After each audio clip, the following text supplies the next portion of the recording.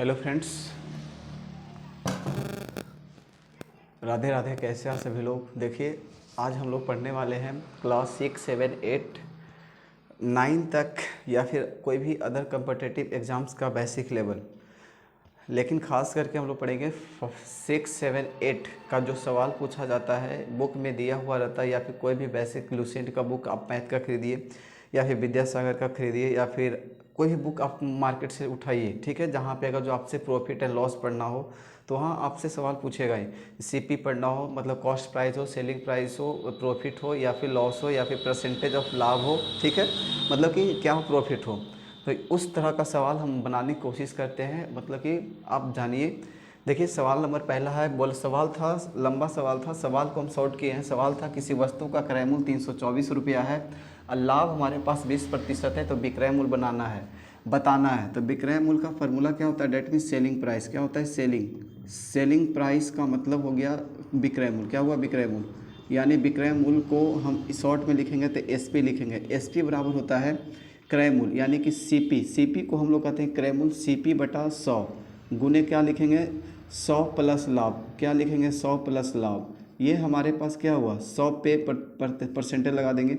ये एक सूत्र होता है विक्रय मूल्य बराबर। हम इसी पे क्या करेंगे? सवाल को सॉल्व करेंगे। सवाल नंबर कह रहा है कि किसी वस्तु का क्रय मूल्य 324 रुपया है, क्रय मूल्य और लाभ है 20%, विक्रय मूल्य हमें ज्ञात करना है। तो आप विक्रय मूल्य जब ज्ञात कीजिएगा ना, तो सिंपल सी लॉजिक आप इसमें ये लगा दीजिए कि एसपी बराबर लिखिए, यानी एसपी का मतलब होता है विक्रय मूल्य। क्या होता है? विक्रय मूल्य। एसपी का मतलब, एस का मतलब हो गया सेलिंग। क्या हो गया? सेलिंग। एस का मतलब हुआ सेलिंग और पी का मतलब हुआ प्राइस। क्या हुआ? प्राइस। यानी कि ये हो गया विक्रय। क्या हुआ? विक्रय। ये हो गया विक्रय मूल्य हो गया, ये विक्रय मूल्य हुआ, ठीक है। विक्रय मूल्य का लगेगा। अब एसपी बराबर जब हमें लिखना है तो क्रय मूल्य हमारे पास है क्या है? Cost price. क्या है? कॉस्ट प्राइस है। कॉस्ट प्राइस बटा में हमारे पास है 100% गुने कितना लिखेंगे? 100 प्लस में कितना? 100 प्लस में लाभ। क्या लिखेंगे? लाभ। ये परसेंटेज लगा दीजिए। हमारे पास कॉस्ट प्राइस कितना है? 324 रुपये। कितना है? 324। ये 100% से तुलना करेंगे गुने। क्रय मूल्य हमेशा 100 पे होकर लिया जाता है। ये लिखेंगे 100 प्लस लाभ कितना है भाई? 20%। 20% क्या करेंगे? जोड़ देंगे।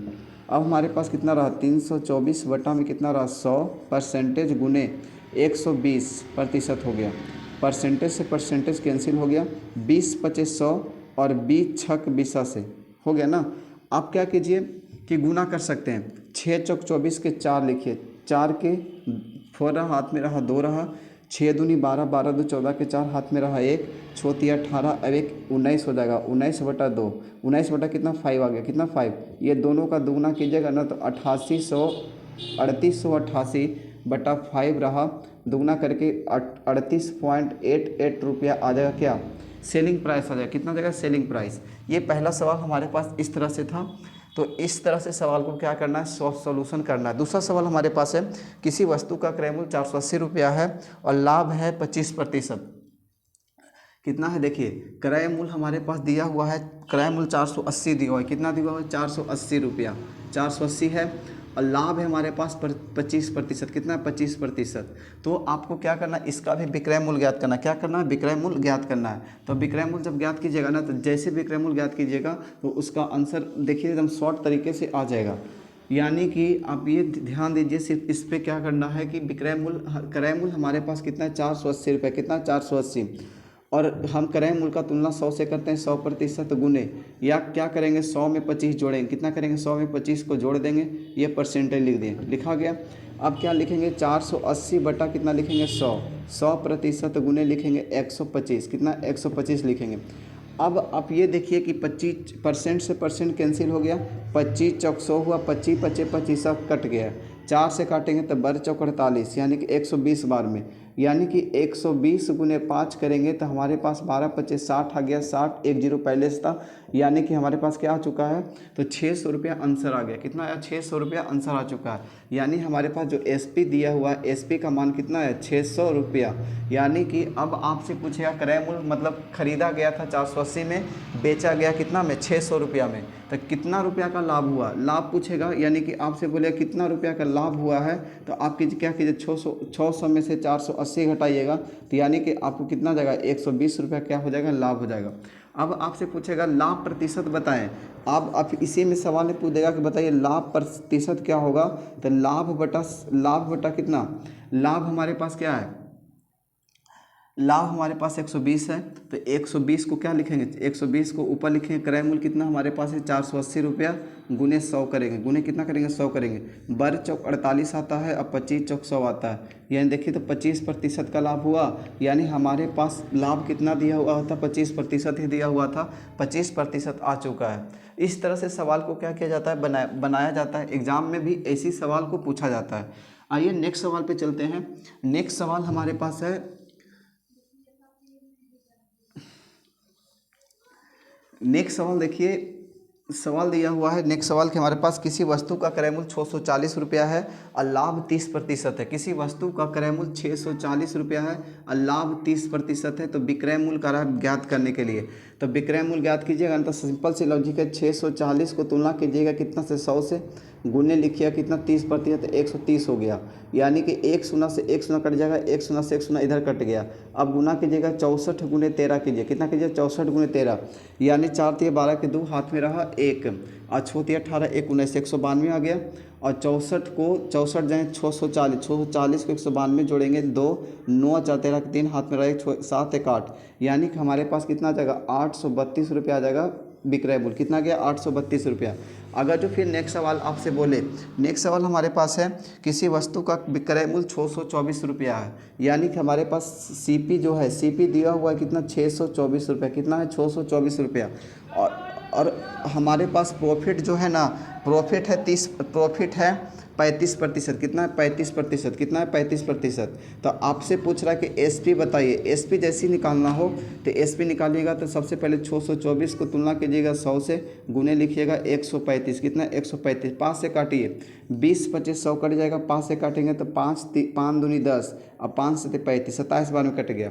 अब आप 2 से काटिएगा तो 10 बार में कटेगा, ये 3 से काटेंगे तो 308 बार में कटेगा, ये 5 से काटेगा तो 2 बार में कट जाएगा, 2 पचे 10, और ये 2 बार में काटिएगा तो ये हो जाएगा 154, कितना होगा 154। अब देखिए नहीं कटेगा, अब नहीं कटेगा तो आप क्या कीजिएगा गुना कीजिएगा, 154 गुने 27 बटा कितना लिखिएगा 5, इतनी यही तो लिखिएगा। जो भी काट कूट करके आएगा दशमलव में आप उसको कन्वर्ट कीजिएगा तो आंसर आपका आ जाएगा। एक सवाल और लेते हैं। एक सवाल हमारे पास है, किसी वस्तु का क्रय मूल्य 750 रुपया है और लाभ है 30%। किसी वस्तु का क्रय मूल्य, देखिए किसी वस्तु का क्रय मूल्य कितना है 750 रुपया। आप 750 रुपया यहाँ रखिए, ये हमारे पास कितना था 750 रुपया था और लाभ कितना है 30%। तो विक्रय मूल्य ज्ञात करना है तो हम क्या लिखेंगे 750 बटा में 100 गुने लिखेंगे 100 प्लस में कितना 30, 100 प्लस में 30 परसेंटेज, ये परसेंटेज हो गया। 750 का तुलना करेंगे 100 से, गुने लिखेंगे 130, 130 से लिखेंगे ना, 1 शून्य से 1 शून्य, 1 शून्य से 1 शून्य कैंसिल हो गया। हमारे पास रहा 75 गुने कितना 13, 75 गुने 13 रहा, यानी कि गुना करेंगे 75 को 3 से पहले गुना कर लेते हैं, यानी 75 को आप 13 से डायरेक्ट गुना कीजिए तो कितना आएगा 5 या 15 5 हाथ में रहा 1 7 या 21 21 1 22 आ गया, 5 एकम 5 आ गया, 7 एकम 7 7 आया, 9 आया, 900 कितना आ गया, यानी आंसर जो है हमारे पास 975 रुपया आया। कितना है 975 रुपया आया। ये आपका क्या है सेलिंग प्राइस रहा, क्या रहा सेलिंग प्राइस रहा। इस तरह से सवाल को मतलब बनाना पड़ता है। एग्जामिनर आपसे ऐसे ही सवाल पूछेगा, आप कंपटीशन लेवल पे जाइएगा तो आप सोचिएगा नहीं, शॉर्ट बनाइएगा, लेकिन जब तक आपको लॉन्ग नहीं पता होगा तब तक आप शॉर्ट नहीं बना सकते। बेहतर होगा आप शॉर्ट के चक्कर में ना पड़े, आप लॉन्ग ही पड़े तो बेहतर होगा।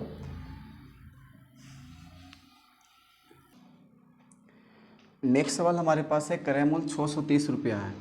क्रय मूल्य कितना है, क्रय मूल्य अगर जो आपके पास 630 है और लाभ दिया हुआ है 20%, कितना 20%। तो कह रहा है कि सेलिंग प्राइस डेट मीन्स विक्रय मूल्य ज्ञात करें। क्या ज्ञात करना है विक्रय मूल्य, इसका भी विक्रय मूल्य ज्ञात करना है।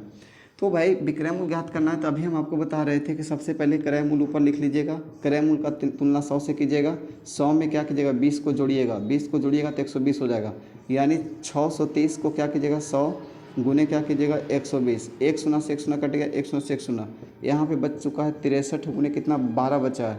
तो आप गुना कीजिएगा 63 12 गुना कीजिएगा 6, ये 2 हो गया, ये 3 हो गया, 6 हो गया, यानी कि 700 कितना 756 रुपया आ गया। कितना गया 756 रुपया। इस तरह से सवाल को अगर जो ये बोल दिया तब अगर जो भाई यहीं पे सवाल बोलता कि ठीक है ऐसा सवाल दिया हुआ है, देखिए सवाल हमारे यहाँ पे दिया हुआ है किसी वस्तु का क्रय मूल्य कितना है 1020 रुपया, हानि 20% है, यानी कि क्रय मूल्य कितना है 1020 रुपया। ये सीपी प्राइस दिया हुआ है, सीपी कॉस्ट प्राइस दिया हुआ है 1020 रुपया, और हानि हमारे पास कितना है, हानि हमारे पास है 20%, कितना 20% है, कितना 20%। तो कह रहा है कि विक्रय मूल्य ज्ञात करें। इसका भी जब विक्रय मूल्य ज्ञात कीजिएगा तो विक्रय मूल्य जैसे आप ज्ञात कर रहे हैं ना, तो विक्रय मूल्य ज्ञात करने से पहले आप ये देख लीजिए कि क्रय मूल्य का तुलना क्या करेंगे, क्रय मूल्य से करेंगे बटा 100 कर लेंगे। क्रय मूल्य हो गया गुने, यानी कि 100 में से क्या करिएगा, अबर 20 को घटाइएगा। पहले लाभ था तो 20 को जोड़ते थे, अबर क्या करेंगे 20 को घटाएंगे, यानी ये भी प्रतिशत था, ये भी प्रतिशत था, प्रतिशत से प्रतिशत कैंसिल हो गया। हमारे पास रहा 1020 बटा में कितना रहा 100, 1020 बटा 100 गुने। अब क्या करेंगे 100 में से 20 जब घटाते हैं, 100 में से 20 घटाते हैं तो कितना है 80 आया। एक शून्य से एक शून्य कट चुका है, या फिर आप कर सकते हैं 100 यहाँ पे है, यहाँ पे कितना 80 है, कितना 80 है। 20 25 100 काट दीजिए, अब 20 चौक 80 काटिए, ठीक है।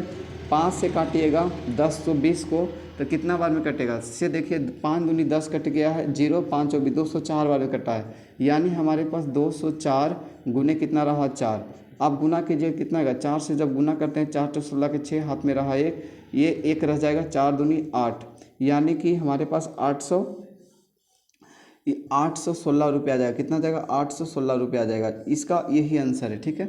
तो इस प्रकार से हमारे पास आंसर आते जाएगा। अगर जो किसी वस्तु का क्रय मूल्य, अगर अगला सवाल देख रहे हैं, किसी वस्तु का क्रय मूल्य अगर जो आप पे दे दिया, सवाल दे दिया है किसी वस्तु का क्रय मूल्य जो है, देखिए किसी वस्तु का क्रय मूल्य है 625 रुपया है, हानि 20% है। किसी वस्तु का क्रय मूल्य 625 रुपया है, हानि 20% है, तो विक्रय मूल्य ज्ञात करना। जैसे विक्रय मूल्य ज्ञात करने जाइएगा ना, तो सिंपल सी लॉजिक कीजिएगा, 625 का तुलना कीजिएगा 100 से, कर दिए, और 100 में से 20 को घटाइएगा तो बचे कितना 80।